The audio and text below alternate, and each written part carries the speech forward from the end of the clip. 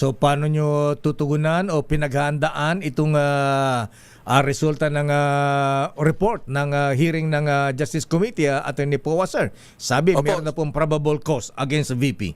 Opo, sa atin naman po, nasabi natin sa statement natin kahapon na hindi naman natin na ikinagulat, no, based on the directions being taken by the committee na magiging ganyan talaga yung resulta.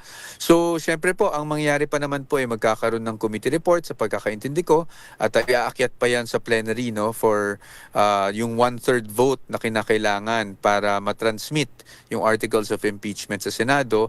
So, abangan lang po natin yung mga magiging developments, although hindi namin waive yung objections namin dahil nga meron tayong petition before the Supreme Court. So, hintayin din natin yon. Pero kung ano man ang mangyari, handa naman po ang defense team ng ating Vice Presidente.